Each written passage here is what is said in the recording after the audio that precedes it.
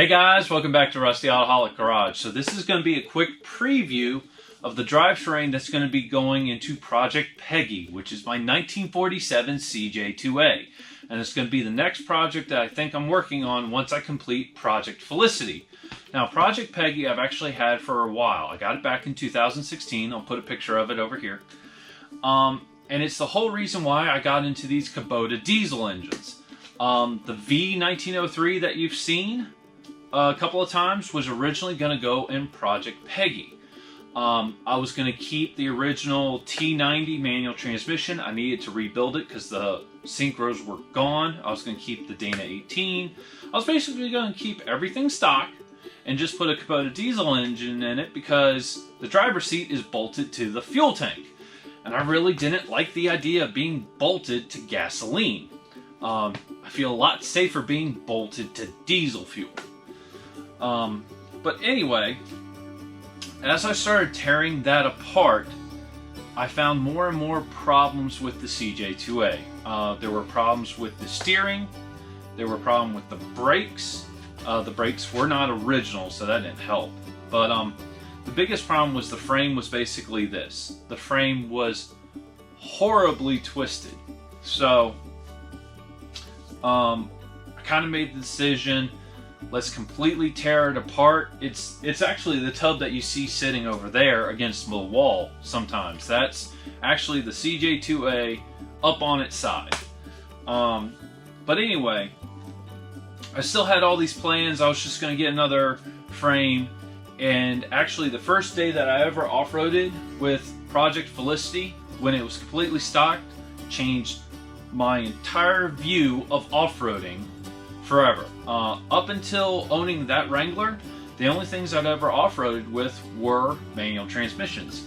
I've had a slew of CJ-5s, and my very first Jeep was a Jeep Cherokee, which was a inline 6-cylinder 4-liter with the AX15 manual transmission. I have never off-roaded until that Wrangler with an automatic.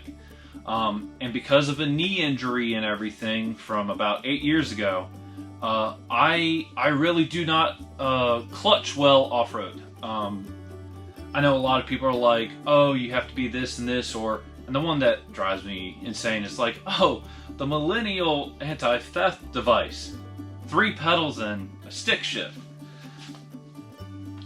My first car was stick shift, and I didn't even know how to drive it. It took me about 2 weeks.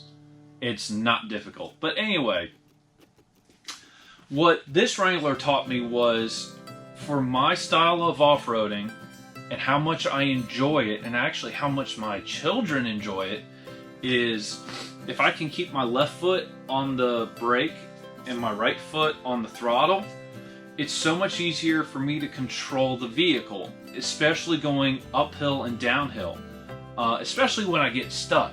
It's really nice to be on the brake and just start to put a little bit of tension on your drivetrain and let the vehicle ease forward while slowly letting off the brake. It makes for a much smoother off-roading experience. I had a CJ-5 that I sold last year, and my kids would go off-roading with me in it, but there were a couple of times where I got stuck on an uphill and I had to try to let off the brake, let off the clutch, get on the throttle, and my kids didn't like it, and I'll be honest, it scared me. The amount I had to roll back and then jerk forward. And the other problem I was running into with that vehicle was, it's a CJ-5 and I'm 6'5". It's just way too small. So getting this changed the entire build plan for Project Peggy. I knew I wanted an automatic. The biggest problem with the CJ-2A is the wheelbase is 80 inches. And that is tiny, tiny. So you really are limited. So if I really wanted an automatic, the only automatic I really could use was a Turbo 350. And the Turbo 350 I'm using is a 4-wheel drive model, short shaft. There's a long shaft and a short shaft. I actually bought one last year, and I've had it in the corner of my shop, and I found this one on Facebook Marketplace about 2 weeks ago. And this is where you can save a lot of money on a project. So the guy I got this from had torn apart his Toyota pickup truck, oddly. And he had a Chevy 350 with this turbo 350 automatic and a Toyota transfer case. And this is a solid gear transfer case, not a chain driven. And I picked up this entire setup, transmission, adapter, and transfer case for $200.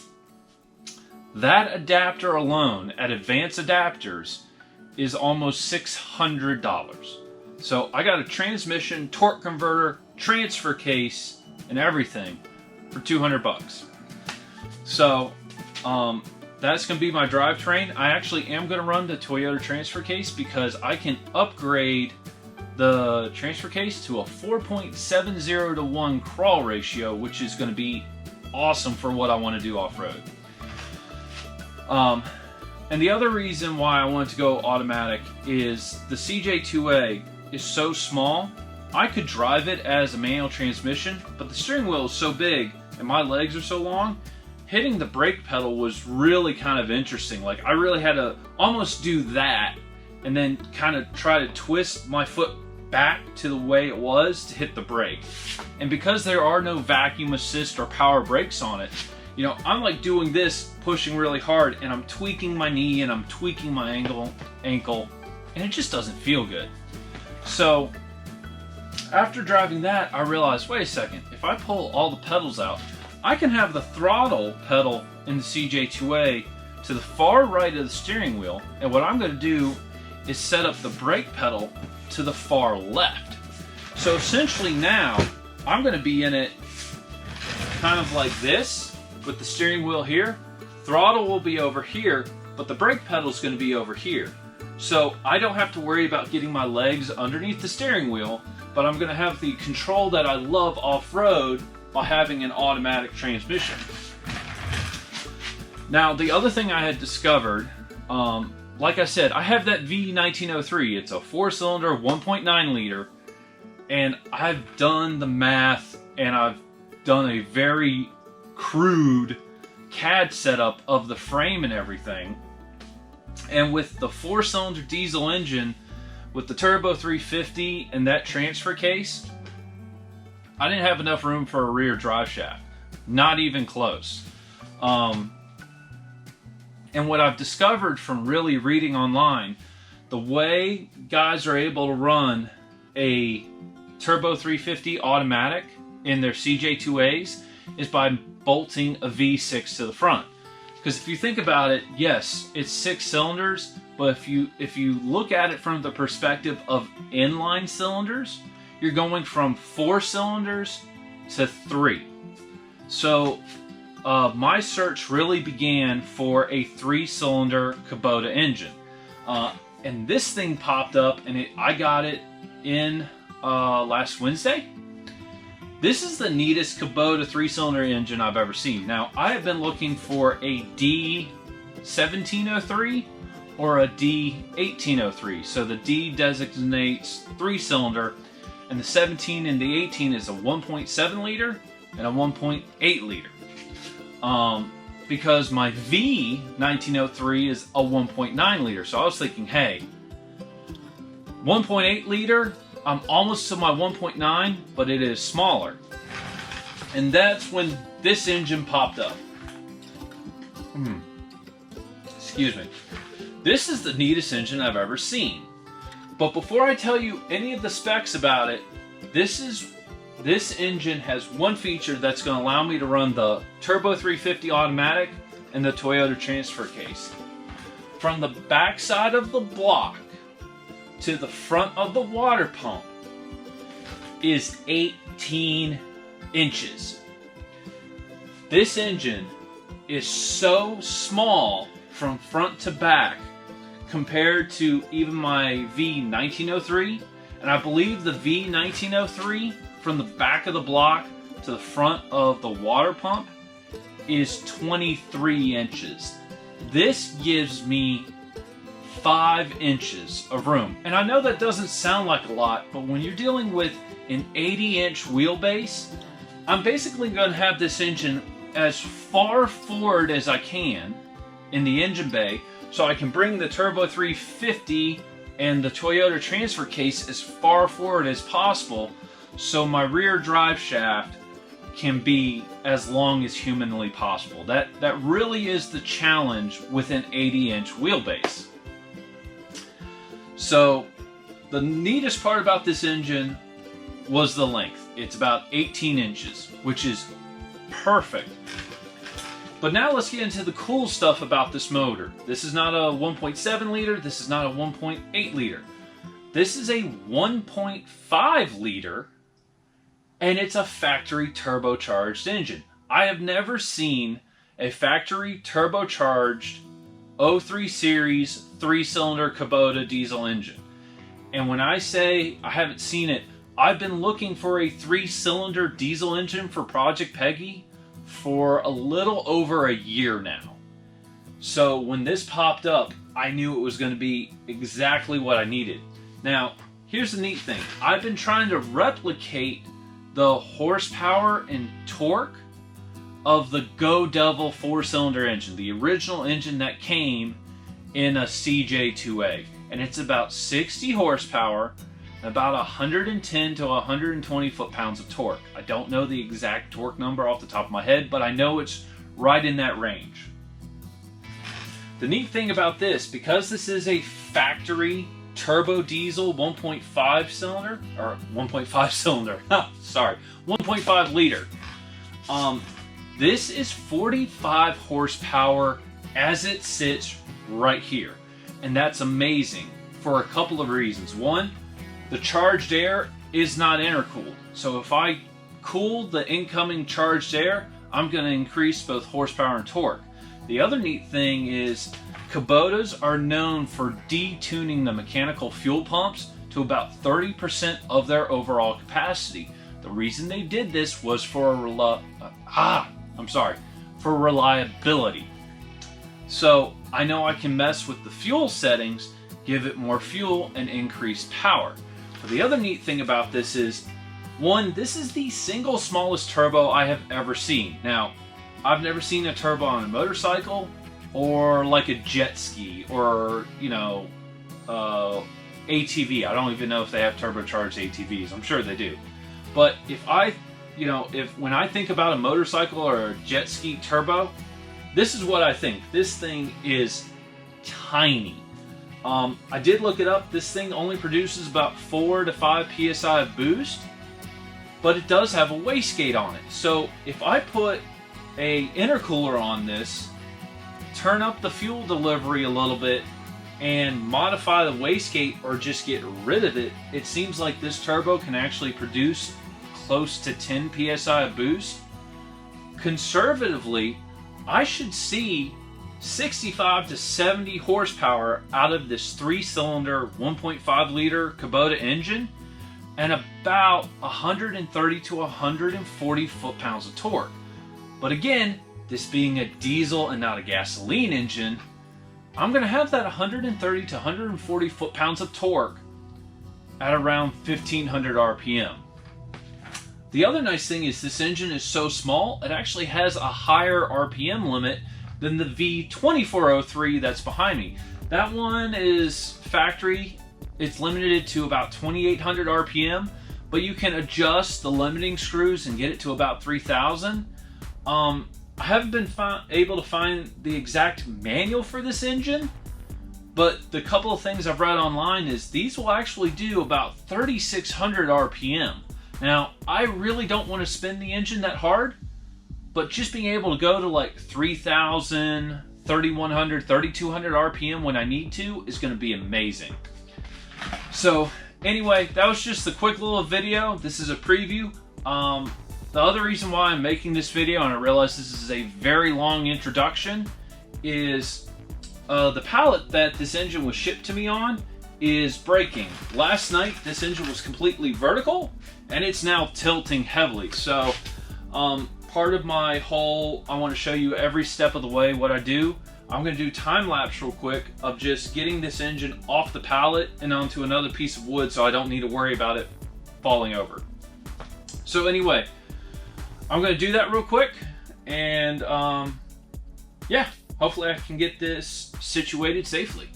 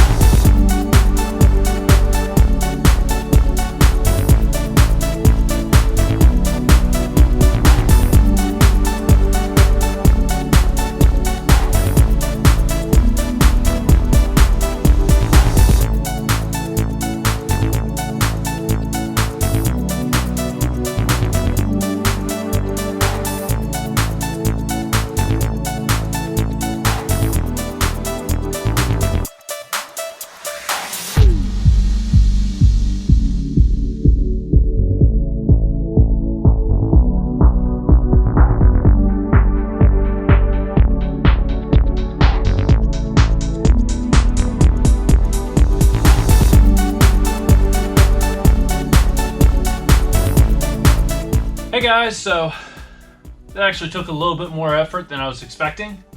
That front muffler I pulled off was insanely heavy. Like, I thought it was just gonna be like 2 or 3 pounds. That thing weighs about 20 pounds, so I don't know if it was clogged or what. Couple of quick observations. I do like it that this has a auto cut-off solenoid. That's really awesome. So when you turn the key off in the Jeep, it cuts the fuel delivery and it'll turn off the motor. So I don't have to mechanically stop the engine. That's awesome. But a couple of odd things I've already noticed.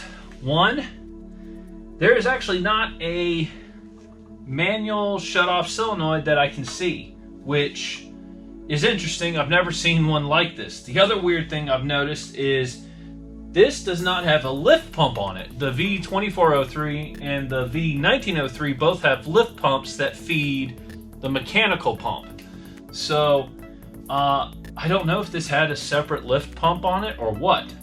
But yeah, and the other really oddball thing is look at how small that turbo is. It's tiny.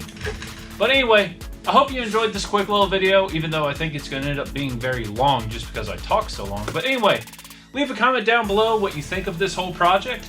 Oh, and before you do that, I do want to say, I don't know if this is going to work. I really don't. A 3-cylinder diesel powering a 3-speed turbo 350 automatic with a Toyota transfer case. I could put all of this together, and this might not have enough power to move the vehicle. And I realize this. So, you know, if you want to come on here and say, oh, hey, that's not enough horsepower or torque to run an automatic, you might be right. I don't know, but I want to try it. It's such a neat idea, and it's so different, and I just want to build something that is different. I do not mind building this thing and failing. So, this really could fail. The other thing I do want to say real quick about the Turbo 350, I am going to be putting... Ooh, I got it! That fly's been bugging the hell out of me.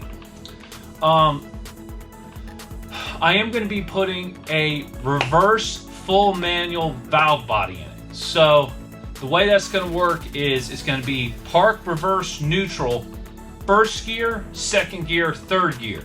And it's not going to be an automatic at all. I'm going to have to shift every single gear.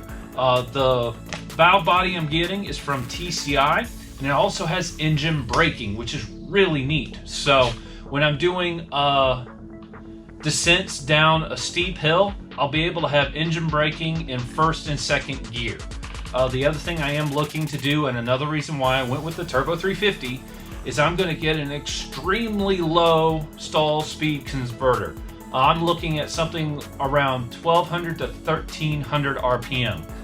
Basically, I need to get the power what little horsepower and torque I have out of this motor through that automatic transmission as soon as possible. So again, I don't know if this is gonna work.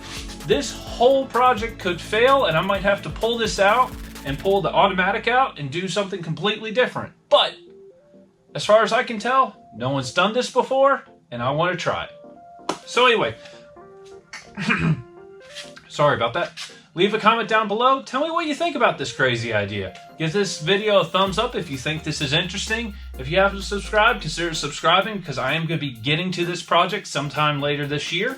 And if you have subscribed, as always, thank you so much. It really means the world to me. And yeah, I'll see you in the next video. Thanks for watching. Bye.